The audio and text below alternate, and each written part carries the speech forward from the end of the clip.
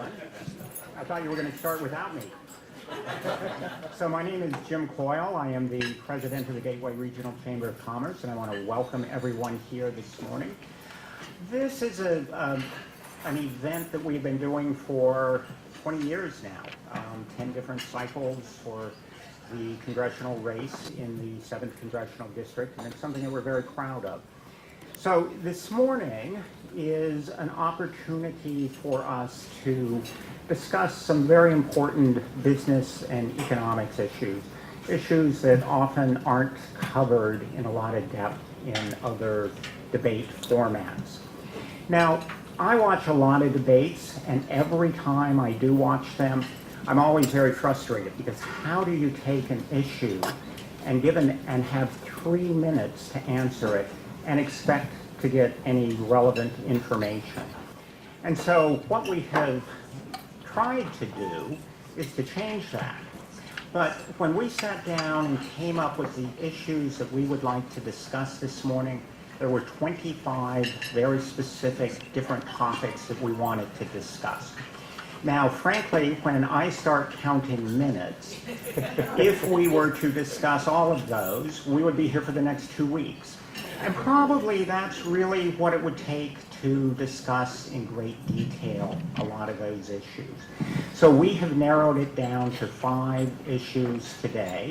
And again, counting the minutes, unless I was going to keep you here all day, we're going to do 3-minute answers for the main question and 2-minute answers for a follow-up question. So these are going to be pretty brief answers. Now, this is called a debate, but it's not a duel. This is not one side fighting against the other. This is an opportunity for you to hear their ideas on these issues. But then frankly, because I'm only giving them 3 minutes, you really need to go out and do a whole lot more research and learn a lot more about these issues. Find out whether you really support these opinions or not. And these are very complicated issues. So there are a few ground rules that I'm going to go over. Each candidate is going to be given 3 minutes for an opening statement, and they'll finish with a 3-minute statement. The order was chosen by a coin flip. I have told both campaigns what the topics we are going to discuss are. I have not given them the specific questions that are going to be asked. Each candidate has a pad where they can take notes or jot down thoughts, but they do not have notes that give them background or anything. So what they're going to be discussing today is coming from their head. And again, these are pretty complicated issues, and so it'll give us a chance to see how well they really know them. Each candidate is going to have 3 minutes, as I said, for the primary question, and then each candidate will have 2 minutes either to rebut their opponent or to be asked a separate question. We have a timekeeper sitting in the back, and he will be holding up cards, a yellow card when you have 30 seconds left, and a red card when your time is up. The candidates will be asked to answer the question that they are asked. Often you see in debates that a question is asked and the answer is about something totally different. So we are asking that they do answer the questions that we ask.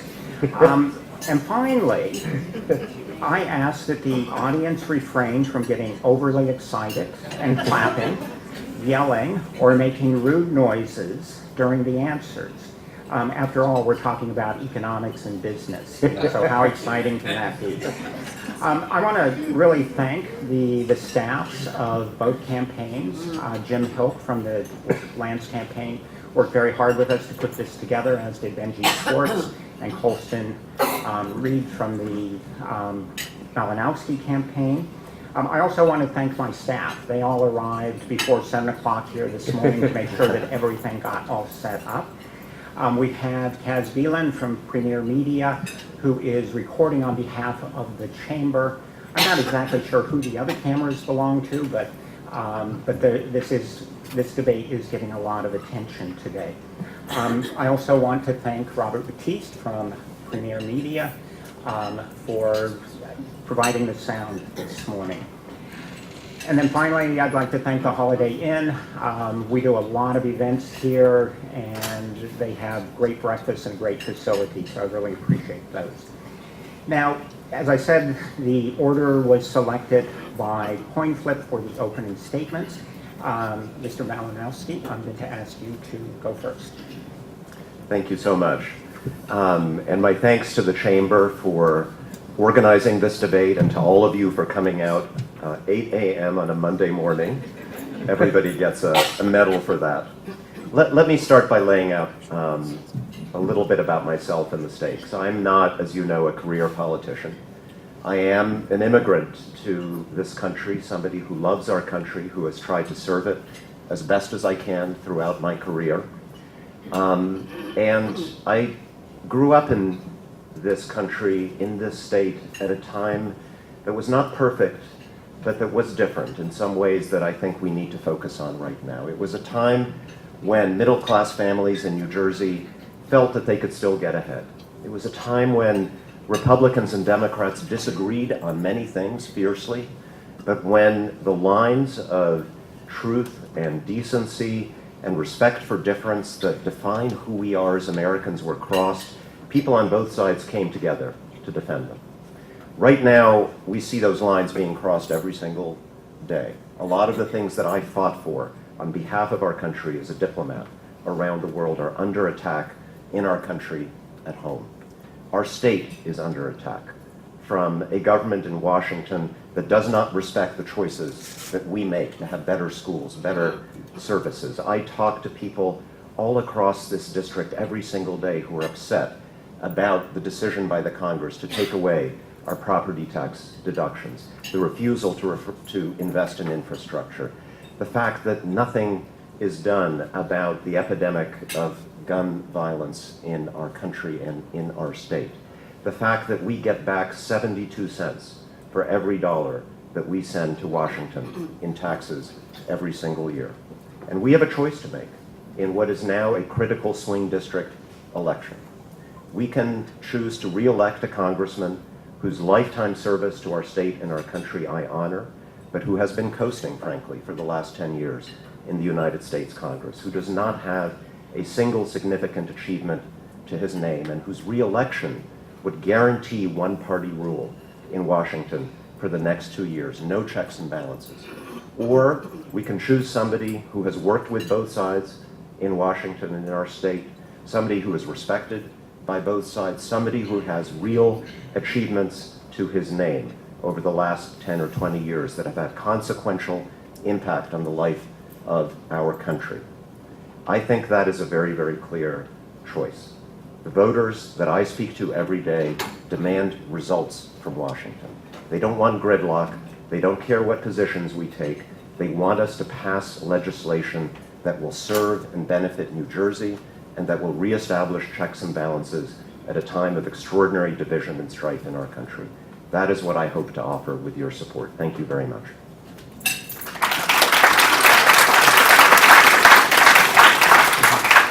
Okay, so I'll allow the clapping on the opening statements, but after that, please go. Mr. Lance. Thank you very much, Jim, and ladies and gentlemen, will you join me in thanking the Gateway Chamber of Commerce and Jim for all that they do for this part of New Jersey. I run for re-election based upon my record of service in the Congress over the last 10 years, and I run for re-election based upon what I have done to make sure that mercury has been removed from Hillsborough, toxic waste from Bridgewater, funding critically important to this part of the district, the Rahway River Study with the Army Corps of Engineers, bringing back to the district funding for a healthcare center in Dover for an underserved population, aid for fire districts across this great district. But more important than that, I run based upon my service of accomplishment on the House Energy and Commerce Committee, the oldest committee in the House, first having been established in 1795, and arguably the most important committee in the House. And regarding issues that have come before us in the last Congress, we passed the 21st Century Cures Act, the most important legislation passed in that Congress that will bring new medicines to market based upon the innovation of the American people. critical new funding for the NIH, the National Institutes of Health, dramatic new funding for cancer research, for Alzheimer's research. And then in this Congress, passage of renewal of CHIP legislation that ensures health care for 9 million children in this country coming out of our committee. And then perhaps most important of all, legislation regarding the opiate crisis in the United States, the most significant public health crisis of our generation. A package of bills came out of our committee, passed overwhelmingly in a bipartisan fashion on the floor of the House, went to the Senate. That package has now passed the Senate. There are some differences. They will be resolved, and I hope this will reach the White House by Thanksgiving. My component part was the bill related to the opioid crisis and infectious diseases, particularly HIV. I sponsored that bill. My co-sponsor was Congressman Joe Kennedy of Massachusetts. We worked together. It was included in the larger whole. And this brings me to my major point that the new House of Representatives will require greater bipartisan cooperation, and I've not liked the one-party rule of both the Democrats and the Republicans. And in the new Congress, we will have the opportunity through the Problem Solvers Caucus, the sensible center, to make sure that we move forward. And that is the best way, regardless of which party controls the new House of Representatives. And I also run on the fact that I have been a lifelong resident of this congressional district, and I know it like the back of my hand. And I am confident that moving forward in an optimistic way, we can tackle the great issues confronting the American nation. Thank you very much.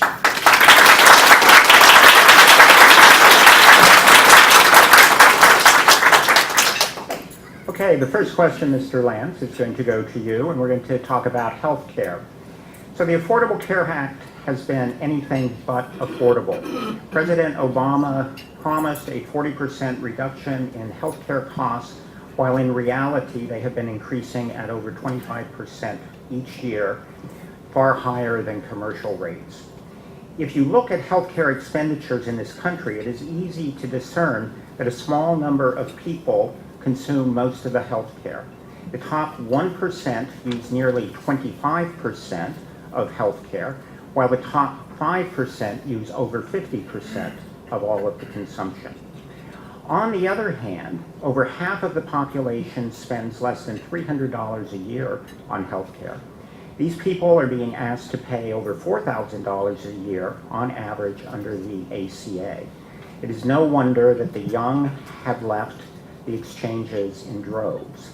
So, given that the bulk of healthcare needs comes from a very few people, can you think of a better way to provide the most needy, this very expensive 5%, with healthcare? Yes, thank you. I did not vote for Obamacare for the reasons that you have suggested, Jim. The promise was made that if you liked your doctor, you could keep your doctor, and that the average family in this country would see a reduction in costs of $2,500 a year. Regarding the first claim, it was ruled by the Washington Post as the lie of the year, and indeed it was.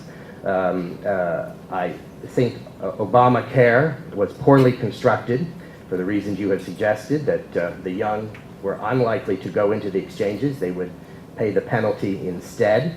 I was certainly opposed to the medical device tax that is devastating to this congressional district. This congressional district has more pharmaceutical and medical device employees than any other in the country. Certainly opposed to the Cadillac tax that was aimed at hardworking men and women in labor unions as they had negotiated good health care for themselves. The terrific red tape for small businesses between 51 and 100 employees, and of course the $700 billion cut in Medicare that was contained in Obamacare. Obamacare did contain some good portions, of course, making sure that young people could stay on their parents' policies until they were 26, and no denial of coverage based upon pre-existing conditions. So what would I do? I would do what we as moderate Republicans suggested in 2009 and 2010 in our proposal that never reached the floor because Nancy Pelosi blocked it, and that is to provide policies across state lines, and that would bring down the cost of policies, making sure that like-minded groups could pool together, including small business groups, making sure that people were protected with pre-existing conditions, and important, making sure that there be medical malpractice insurance reform, tort reform. That is a critical component of a larger whole. Unfortunately, that did not occur.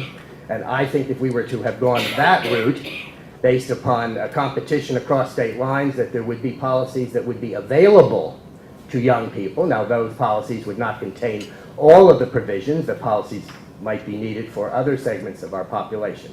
Let me also say that Medicare was undermined by taking $700 billion out of it to fund Obamacare. I'm a strong supporter of Medicare. And regarding the Medicaid expansion, I did support that. New Jersey was one of the states that expanded Medicaid. There were 31 states of 50 states that expanded Medicaid, and I favored that, and I continue to favor that. And so those are some of my ideas moving forward, and I hope that the new Congress will continue in this vein, making sure that we have progress on the issue of health care, affordable health care in the United States. Mr. Malinowski, same question. How can we take care of that very needy 5%? Well, thank you, Jim. Let me start with a story, because my views on this question draw from what the voters have been telling me over the last year. I met a young man in Cranford, not too far from here, a little while back, and he told me that just a few years ago, he had a daughter born with something that nobody outside the United States of America has ever heard of, a pre-existing condition. In her case, a congenital heart problem. And he told me that if the Affordable Care Act had not been in existence on the day his daughter was born, he would have faced a choice between either losing his little girl or family bankruptcy. The Affordable Care Act is not perfect. Congressman, I'm on the Affordable Care Act. I know it's not as affordable as it should be. I know it needs to be improved. But it saved lives. It saved the lives of many people in this country who would not otherwise have had health care. And, you know, I would question in a way the premise of your question. I mean, we don't talk about car insurance in this way. Car insurance, very small number of people use most of it. But everybody is covered because we share the cost. And that has to be the basis going forward. Now, Congressman Lance, you voted over 60 times to repeal or to gut the Affordable Care Act with no replacement in sight. When Trump Care, the repeal bill, came to the Energy and Commerce Committee in March of last year, you voted against every single Democratic amendment to improve the bill, including an amendment to restore protections for pre-existing conditions. And on March 9th, in roll call vote 31, you joined 31 Republicans in a party line vote to report out Trump Care, the replacement that would have repealed the protections of Obamacare. I say this specifically because when we last debated, you had a curious lapse in memory. You denied that this ever happened, but you did vote out that bill. Now, what should we do differently? Number one, we've got to shore up the system that we have. If the Republicans retain a majority in the House of Representatives, they've already told us that they plan to repeal the Affordable Care Act again. And this time, sadly, Senator McCain is not going to be there to cast the deciding no vote. We need to shore the system up, and in terms of improving it, what I believe in, because I believe in the capitalist system, I believe in more choice, I believe in more freedom, I believe in more competition. Everybody in the United States, whatever their age, should have the freedom to buy into the system that works for seniors in this country, a public option, so that we have more competition in the marketplace. I do not want to abolish private insurance in America, which is working extremely well for tens of millions of people in this country. But I want more competition, I want more freedom, I want more choice. Thank you. Mr. Lance, would you like to respond, or would you like another question? I'll be happy to respond. I favor building on the healthcare system we have in this country, which is largely based on employment. Mr. Malinowski has stated that he wants to move in the direction of a single-payer European-style healthcare system. I am definitely opposed to that. Mr. Malinowski states that I am against protecting people with pre-existing conditions. That's absolute nonsense. The Republican proposal that I supported in 2009 and 2010 would do that. Regarding the amendment proffered by the Democrats in the Commerce Committee a little more than a year ago, that was a messaging amendment. Nothing that came out of the Commerce Committee would in any way deny people with pre-existing conditions coverage. And regarding the fact that Healthcare is a matter that is extremely important to the United States. We should build on what we have, and we should not move to a system that exists in Europe. Frankly, it seems to me that my courage in not voting for the bill on the floor should be recognized, and I predicted that it would not pass the Senate, and indeed it did not pass the Senate. The way forward in the new term is through bipartisan cooperation, and regardless of which party controls the House, we can bring to the floor meaningful reform, as I have suggested, policies across state lines, tort reform, critically important. So that can occur through the Problem Solvers Caucus, through bringing to the floor of the House important legislation. And the Problem Solvers Caucus can be involved in a discharge petition because the control of the House will be so narrow either way. Moving to the Senate, this will require bipartisan cooperation, obviously, because it will take 60 votes in the Senate to move any legislation forward in the Senate. Mr. Malinowski, would you like a new question, or would you like to respond to Mr. Lance? I think I'll briefly respond. The notion that these Republican health care proposals over the last several years protect pre-existing conditions has been so thoroughly debunked by every nonpartisan fact checker that I don't think I need to say very much more. Some of the bills pretend to protect pre-existing conditions in the sense that if you have a pre-existing condition, if you've ever had cancer, if you've ever had heart disease, they say that the insurance company cannot deny you health insurance, but they can deny you coverage for that pre-existing condition. So if you ever have a recurrence of the problem, they'll say, sorry, it's not going to be covered. And so this is not only dishonest, it's a cruel dishonesty for people who suffer from these problems and simply ask for what everyone else in the world has, which is guaranteed coverage. Finally, in terms of bipartisanship, you know, the House is where bipartisanship goes to die because the leadership is not bipartisan, Congressman. After the Obamacare repeal failed, Republicans in the Senate, including Susan Collins and others, moderate Republicans, decided, all right, we couldn't repeal it. We have to do the responsible thing and shore up the marketplace so that rates do not spike. And there were proposals put into place. There were proposals made in the Senate that would have done that. Like everything bipartisan, it went to die in the House because the leadership there is so scared of their base, so scared of the Trump administration, they wouldn't even allow a vote on those proposals. Congressman Lance believes that somehow magically, if President Trump's party wins the midterm elections, the remaining Republicans in the House of Representatives, if they retain the majority, will suddenly have the courage to be bipartisan. If you believe that, well, I have an unfunded bridge to New York to sell you. There is such a simpler alternative, and that is simply to elect a majority in the House of Representatives that is committed to bringing those moderate bipartisan proposals to the floor for a vote so that we can then negotiate with the Senate, pass them, send them to the President. Thank you. So, Mr. Malinowski, this question is for you. It concerns tax reform. The economy is booming, unemployment is at all-time lows, and wages are rising rapidly. In fact, here in New Jersey, it is hard to find unskilled labor to work at $15 an hour in warehouse jobs. Most economists have felt that U.S. corporate income taxes were way too high. The Tax Cut and Jobs Act, I really hate that name, cut corporate tax rate from 35% to 21%, while eliminating most deductions. These cuts apply to small businesses as well and are considered widely to be an important driver in our present economic growth. You have called for the Tax Cut and Jobs Act to be replaced or to be repealed and replaced. Does this include the business taxes? And what do you expect to happen with higher tax rates? Thank you. I believed that we needed tax reform.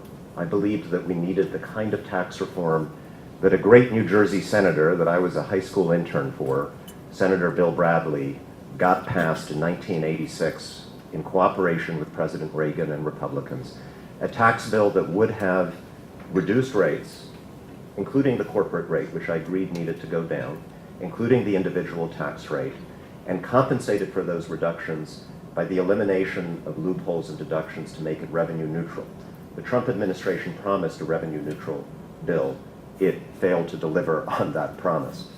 The tax reform bill also did something to New Jersey, as we all know.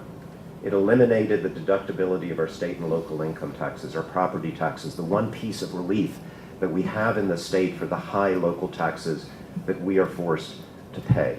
It was a deliberate attack on the state of New Jersey, punishing us for the choices that we have made in the state. And what we are paying for with the loss of deductibility of our state and local income taxes is a corporate tax cut that I think was too large, and that we are now seeing as being used, not as promised, to create jobs, not to open up new factories, but for the most part, it is being used by corporate executives to buy back their company's own shares on Wall Street so that their investors make more money.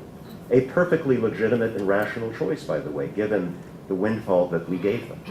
So, what I believe we need to do first, number one, is restore the SALT deduction. And again, 0% chance that this can happen if the Republicans retain a majority in the House. How do I know that? Because they told us that.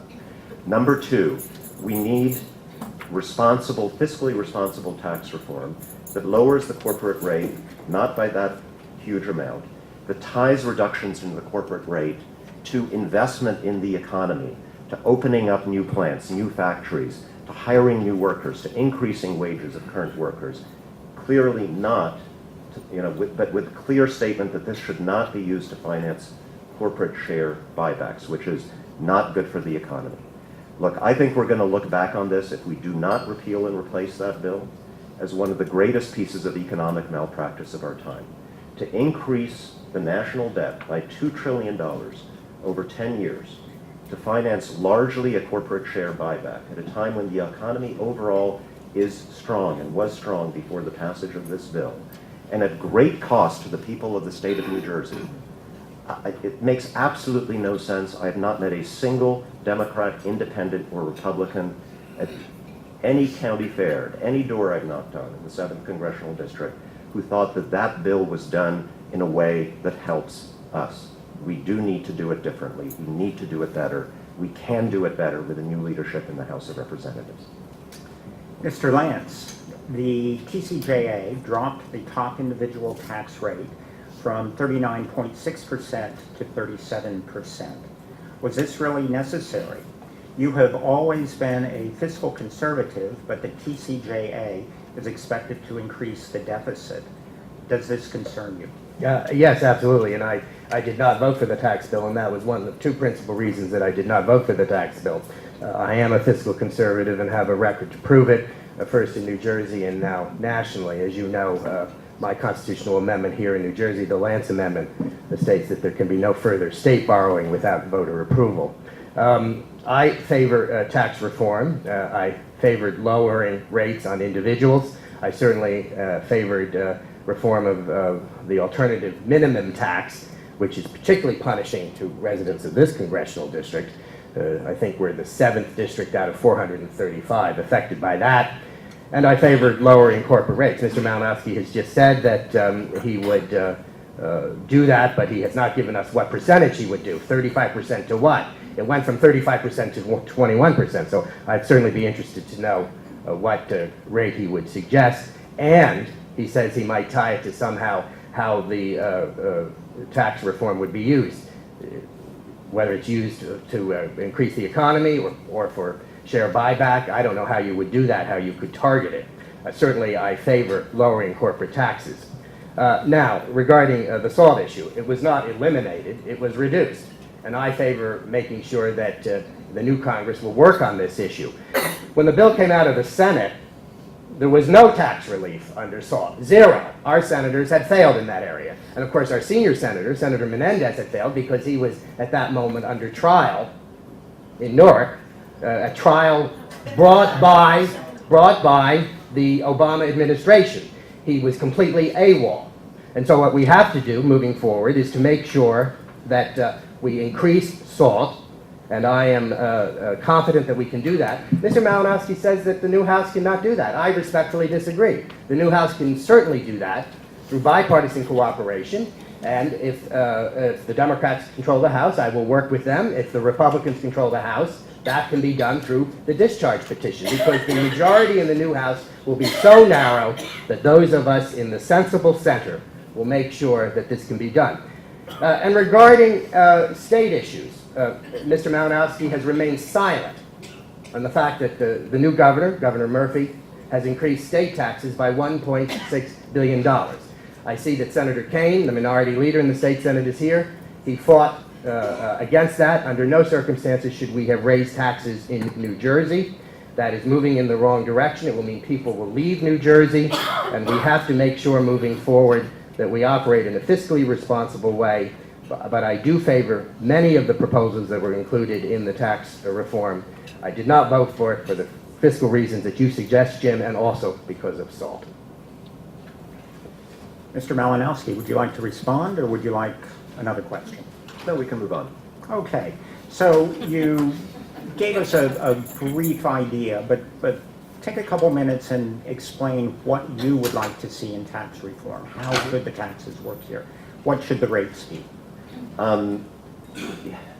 So I don't know exactly what the rate should be, because I would want to make sure that the number that matters to me is that it does not add to the deficit, right? And unlike the Republicans in the Congress right now, I would do the following somewhat quaint thing these days. I would actually try to get a CBO score, a score from the Congressional Budget Office, before passing legislation that fundamentally transforms the United States economy. They did not do that with the health care bill, and they got surprised when they actually saw the numbers and then tried to backtrack. This may be one reason why Congressman Lance, after voting more than 60 times to repeal or gut the Affordable Care Act, doing so in committee, when you saw the numbers, then you realized, oh my goodness, this is going to add to the deficit and cause hundreds of thousands of people in New Jersey to lose their health insurance. So perhaps next time around, when we do something as important as health care tax reform, we should actually get nonpartisan estimates as to how much it's going to cost us, including the deficit. My goal would be to reduce them as much as possible, matched by corresponding elimination of loopholes and deductions so it doesn't add to the deficit.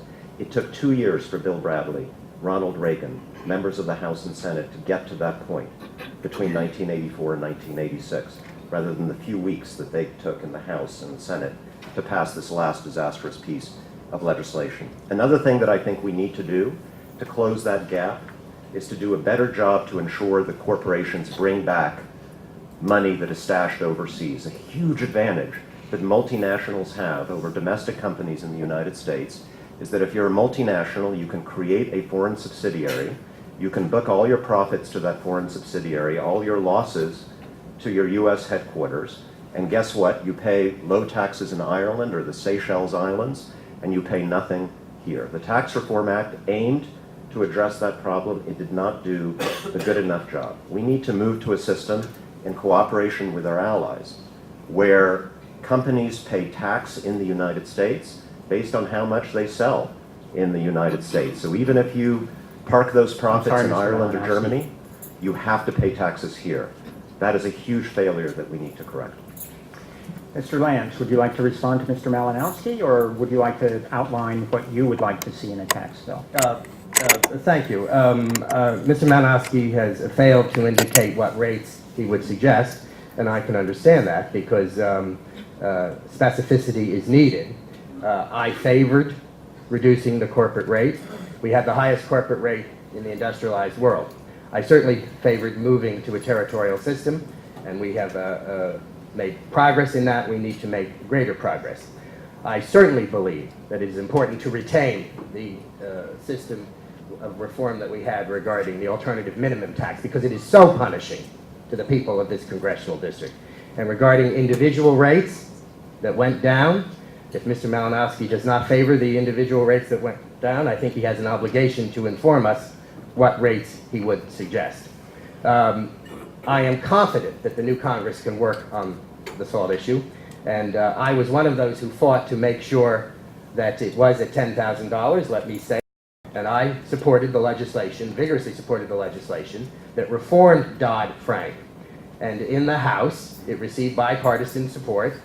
I think there were 33 Democrats in the House who supported it, including Josh Gottheimer, the other problem solver caucus member in the New Jersey delegation. And it is by no accident that the two problem solvers in our delegation are Josh Gottheimer, a moderate liberal, and I, a moderate conservative. The other Republicans are to my right.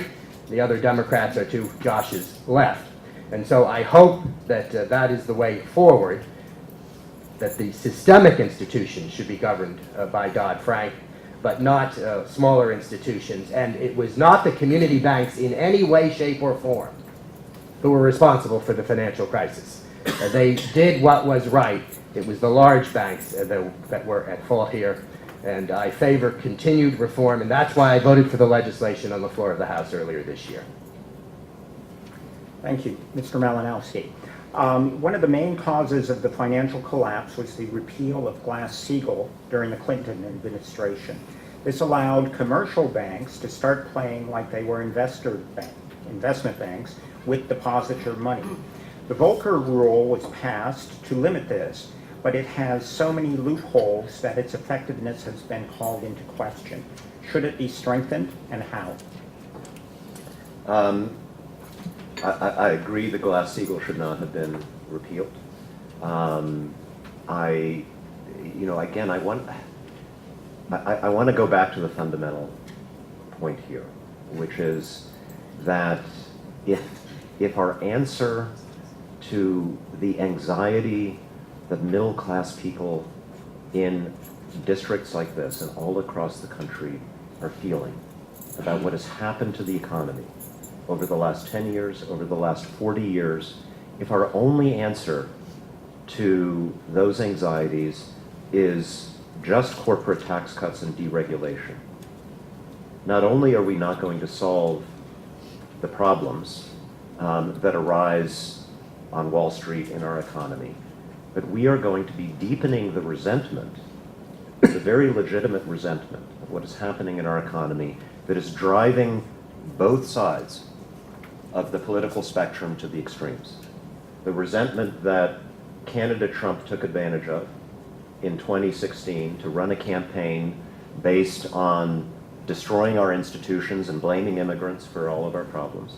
The resentment that drives some on the left to explore ideas that Congressman Lance would probably find very dangerous. The resentment that is driving us towards greater and greater polarization, greater and greater extremes. And the only thing that we have gotten from the Congress in the last 2 years and beyond is how do we just further deregulate, loosen all of these controls, lower the corporate tax rate. I agree with you, Congressman. There should have been accountability, absolutely. In part because it would have been the right thing to do, and in part because so many Americans were suffering. Their lives were destroyed by this financial crisis, and all they saw was an effort to make things right for the big companies and the big banks. So it's our attitude about these things that has to change. Or not only are we going to have another financial crisis, but we're going to have a deepening of the political crisis in America that is making it harder for us to solve the problems that we face as a country. Thank you. Mr. Lance, same question. Should the Volcker Rule be strengthened, and if so, how? Let me say first that Mr. Malinowski has said that I would oppose some of the proposals on the left. That's certainly the understatement of the morning. I would like to know whether he would oppose some of the proposals on the left, because it's my impression that the Democratic Party is moving far to the left, and if Nancy Pelosi becomes Speaker again, she will move far to the left to satisfy her caucus. Regarding Glass-Steagall and Volcker, Glass-Steagall was repealed in the Clinton administration, and this is the separation of commercial banks from investment banks in this country. I would not return to a time before the repeal. I do think that it is possible for there to be commercial banking and investment banking in the same organization, but I certainly favor strong rules so that there cannot be abuse. And that is why I favor those aspects of Dodd-Frank for the largest institutions in the country. And so, regarding Glass-Steagall, Mr. Malinowski and I disagree. I do not think that we should return to the system prior to President Clinton's legislation that became the law of the land, but I certainly favor making sure that the regulation, including the Volcker Rule, are such that we do not have a repeat of the crisis of 2008 and 2009. Thank you. Okay, the final area is entitlements. Mr. Lance, the base of both your political parties oppose reform to entitlements, namely Social Security and Medicare. The Medicare Trust Fund is projected to go broke in less than 10 years, and with Social Security Fund not far behind. Medicaid, financed by tax dollars, is the fastest growing item in the budget. Can we continue as we are, or do we need to make substantial changes to our entitlement programs? Thank you. I believe strongly in preserving Medicare and Medicaid and Social Security. I'm sure there is no debate on that by anybody in this audience. Regarding Medicare, which is the principal program for senior citizens in this country, for hardworking Americans who have paid into the Medicare system over the course of their working lives. That was one of the reasons I opposed Obamacare, because Obamacare took $700 billion out of Medicare for Obamacare, and I was completely opposed to that. Regarding Medicaid, I favored the expansion of Medicaid here in New Jersey, and I would like to see our rate of return for what we get from the federal government on Medicaid increased. We only get 50% on Medicaid for the original Medicaid that was enacted in 1965. I have stated repeatedly over the course of my tenure in Congress that what we're going to have to do in this country is raise the retirement age for Social Security for those young people in their teens and younger, and perhaps into the early 20s, but I would say for their teens and younger. And some have accused me of somehow harming Social Security. This would strengthen Social Security. When Social Security was passed in 1935, the life expectancy in this country was 62 years of age, I believe. Social Security is for those 65 years of age and older. To the credit of those who served us in the 1980s, President Reagan, a strong Republican, and Speaker of the House Tip O'Neill, a strong Democrat, they raised the retirement age on Social Security for people a generation and a half in the future. And it was raised in 4-month increments, 65 and 4 months, 65 and 8 months, 66, 66 and 4 months, 66 and 8 months, 67. And there are some in the room who are in the cohort where you will receive your full benefits at age 67. I see nothing wrong with raising that to 68 or 69, not for anybody approaching retirement age, not anybody in their 30s or 40s or 50s or 60s, but for younger people. And I think that that is the way forward, and I predict that that will happen. Certainly, however, it was irresponsible to take $700 billion out of Medicare under Obamacare. Mr. Malinowski, same question. So, look, Social Security and Medicare, these are things we pay into. They're owed to us. This is not a social program. And they are not responsible for the fiscal crisis that we are facing as a country today. The Congress just added $2 trillion to the national debt, for goodness sakes. That was an action. That was not an attitude. It was not a statement. It was an action. And now, predictably, we are seeing some members of the House of Representatives, of the majority, saying, oh gosh, how did that happen? We somehow, the deficit seems to be exploding, $1 trillion deficits as far as the eye can see. We don't know how this happened, but gosh, we have to do something about it. Where can we find the money to pay for that thing that they are not taking any responsibility for? And of course, there is only one place we can find the money, and that's Social Security, Medicare, and Medicaid. And I'm not just stating this theoretically. The House Budget Committee has already indicated the direction that they plan to go. They have passed a budget resolution that says that over 10 years we should take $1 trillion out of Medicaid, $500 million out of Medicare.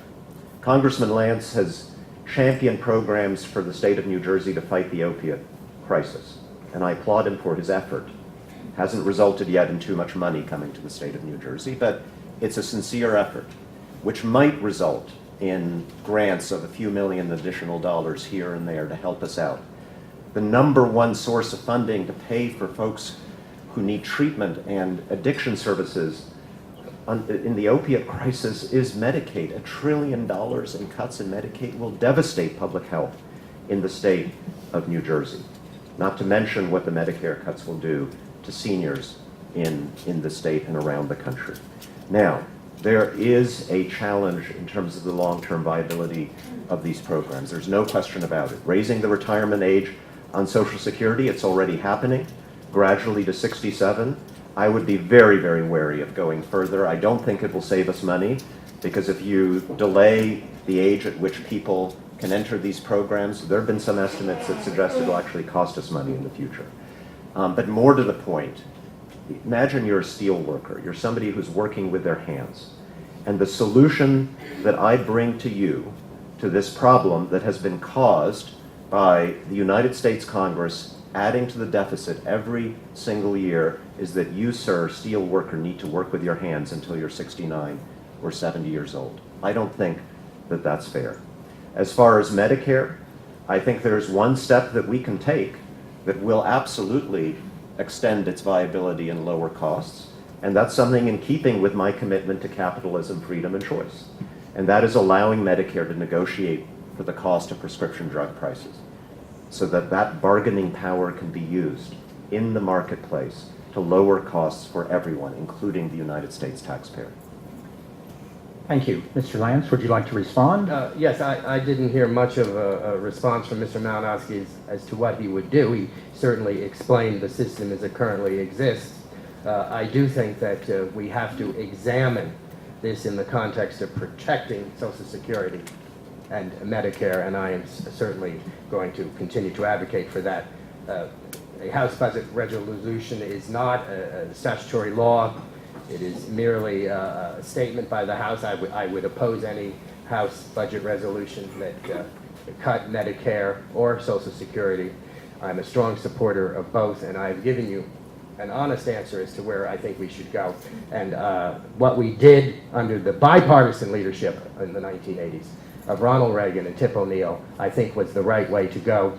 And we in the Problem Solvers Caucus continue to favor reforms that will protect and preserve these essential programs. Let me say regarding the expansion of Medicaid, New Jersey did the right thing. Republican Governor Chris Christie, democratically controlled legislature, supported by Senator Kane. We expanded Medicaid, and that was extremely helpful to the population in New Jersey. 500,000 New Jerseyans have received healthcare coverage, have received coverage based upon the expansion of Medicaid. It was expanded in 31 states. Some of the large states did not expand it, Texas, Florida, North Carolina, but I am proud that we did. And I want to assure my constituents that I will preserve and protect both Social Security and Medicare, and will do so in a responsible way. And the proposals that I have suggested will save funding over the length of the system of both Medicare and Social Security. This is what we did in the 1980s, and I think in a bipartisan capacity we can work on this in the next Congress. Thank you. Mr. Malinowski, would you like to respond? I had another question. Sure. No, I'll look, I'm very glad that you're in favor of the expansion of Medicaid, which was made possible by the Affordable Care Act, which you voted to repeal or gut more than 60 times. I'm very glad that you promised to protect Medicare, even though you voted for the Ryan budget, which would have turned it into a voucher program. I'm very glad that there are responsible adults in the United States Congress who are protecting the things that we need in New Jersey. And I am very, very glad that there's a very strong chance that those responsible adults will be in positions of leadership in a new Congress to make sure that we exercise a check on the extremism that is threatening this state, and that the bipartisan legislation that we absolutely do need to move us forward actually gets a vote and is actually enacted into law in 2019. Okay, we're going to move into our concluding remarks. So for your closing remarks, I would like to ask a question to get to your underlying economic philosophy. There's a very clear trade-off between economic growth and regulation. The lack of growth during the Obama administration has been attributed to a steady stream of regulation that dampened and confused the business community and thus the economy. However, there are numerous issues and problems that need to be dealt with through regulation. Where is the balance that will encourage economic growth while protecting the environment and all of us? Mr. Lance? Thank you. Of course, we need a balance, and that is what Congress decides. And I favor free markets, free trade, and free people. I believe deeply in the American system. And on so many of the issues we have discussed this morning, on health care, I favor building on the system we have and not moving to a European-style healthcare system. On taxation, I favor many of the proposals in the tax law that was enacted, because I think it will lead to greater economic development. Although, of course, I favor making sure that we have SALT deductibility to the greatest extent possible. I have opposed the administration on tariffs.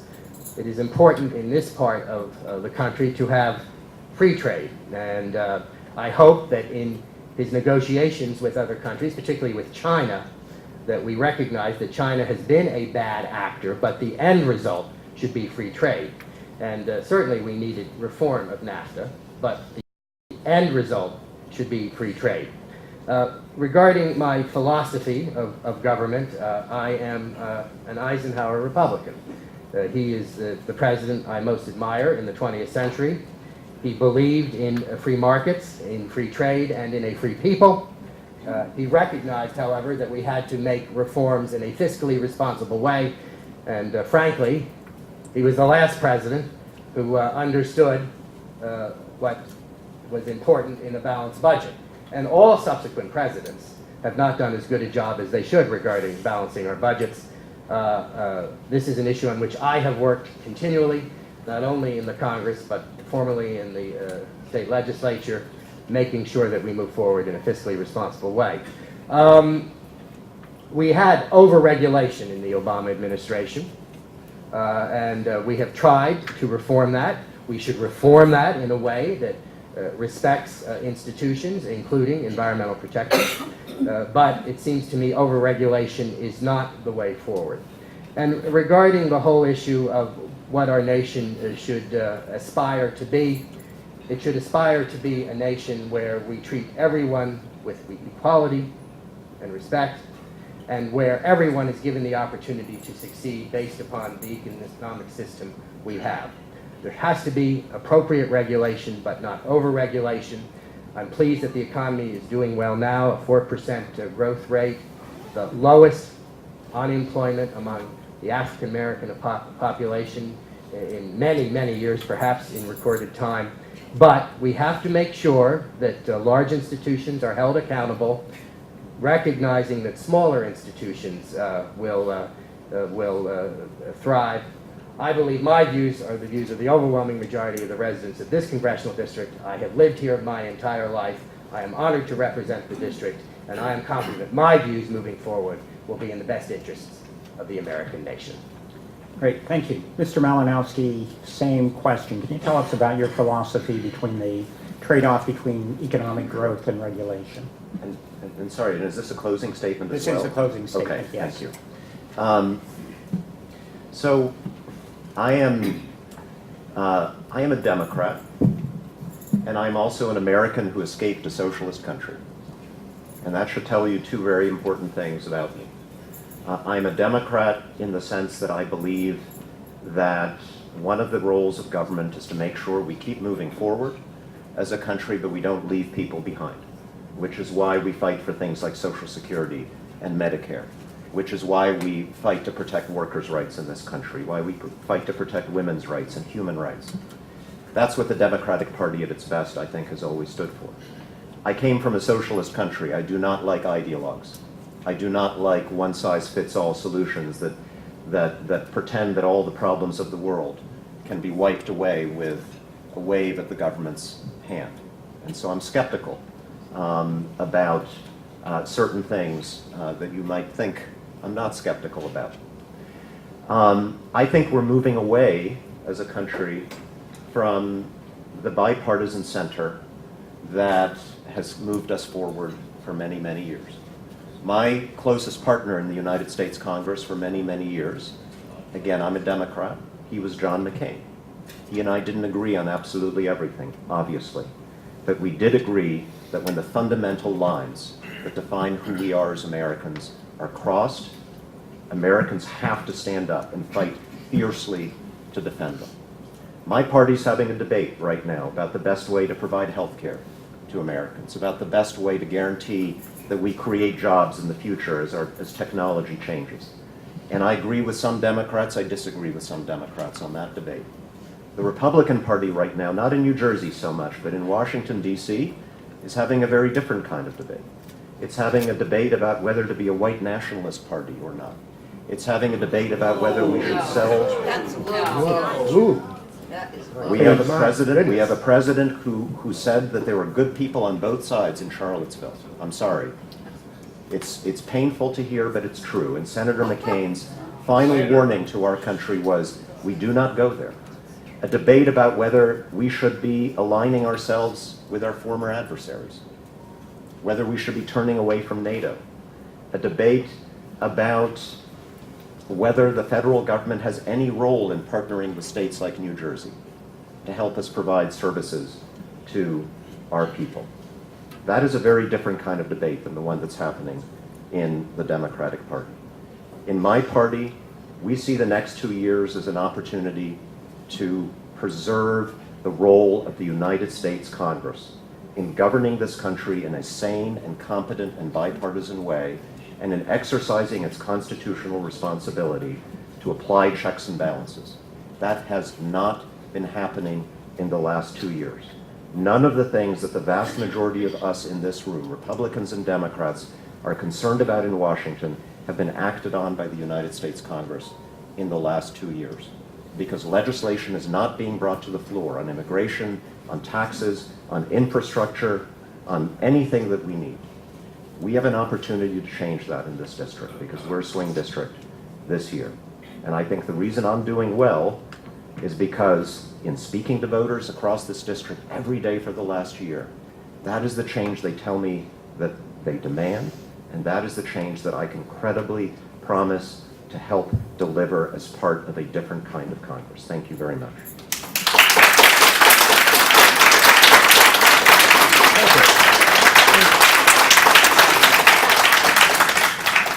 Okay, we're done. Everybody can clap for both people now.